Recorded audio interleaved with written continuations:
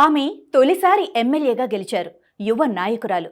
ఇంకేముంది, నియోజకవర్గాన్ని అభివృద్ధి పదంలో పరుగులు పెట్టిస్తారనుకున్నారు. అయితే అభివృద్ధి సంగతేమో కానీ వివాదాల్లో మాత్రం ఆ నియోజకవర్గం, ఆ యువ నాయకురాలు తెగ ఫోకస్ అవుతున్నారు. తెలిసి చేస్తున్నారో లేదా తెలియక చేస్తున్నారో కానీ వివాదాలు మాత్రం వేడటం లేదు. ఇంతకీ ఎవరా యువ MLA? Let's watch this story. ఉమ్మడి అనంతపురం జిల్లాలో సింగనమల నియోజకవర్గానికి ఒక ప్రత్యేకమైన సెంటిమెంట్ ఉంది. ఇక్కడ ఎవరు గెలిస్తే ఆ పార్టీనే అధికారంలోకి వస్తుందని సెంటిమెంట్.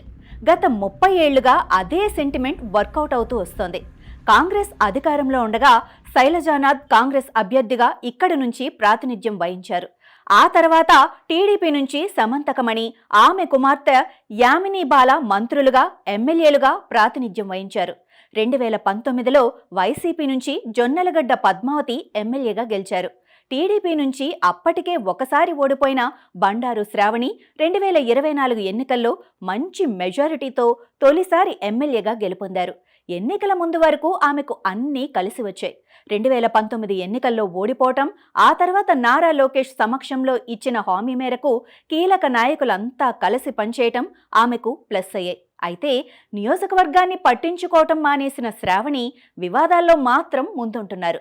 గెలిచినప్పటి నుంచి పట్టుమని నెల రోజులు కూడా నియోజకవర్గంలో లేరని, హైదరాబాద్కు పరిమితమయ్యారని సింగనమల టీడీపీ వర్గాలు గగ్గోలు పెడుతున్నాయి. ఆమె నియోజకవర్గానికి దూరం అవ్వటంతో పెత్తనమంతా బండారు శ్రావణి కుటుంబ సభ్యులు చేస్తున్నారని పెద్ద ఎత్తున విమర్శలు వ్యక్తమవుతున్నాయి. ఇక 2 మెన్ కమిటీతో విభేదాలు కూడా ఆమెకు నెగిటివ్గా మారుతున్నాయి.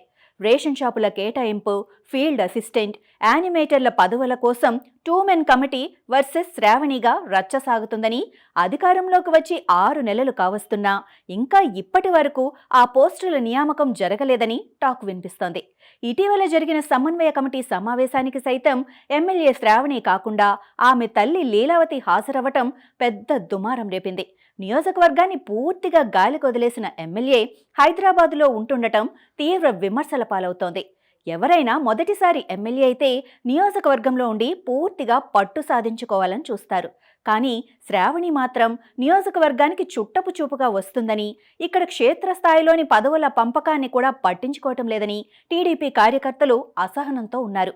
ఎమ్మెల్యే మాత్రం తనకు ఆరోగ్యం బాలేకపోవటం వల్ల హైదరాబాద్లో ఉండవలసి వస్తుందని, ఇన్ఫెక్షన్ ఎక్కువైన కారణంగా నగరంలో రెస్ట్ తీసుకుంటున్నానని సన్నిహితులతో చెప్పిస్తున్నారు. ఇక ఇటీవల జరిగిన జిల్లా సమన్వయ కమిటీ సమావేశంలో సింగనమల ఎమ్మెల్యే, ఆమె కుటుంబ సభ్యులు వ్యవహరిస్తున్న తీరుపైనే ఎక్కువగా ఫిర్యాదులు అందినట్టుగా తెలుస్తోంది.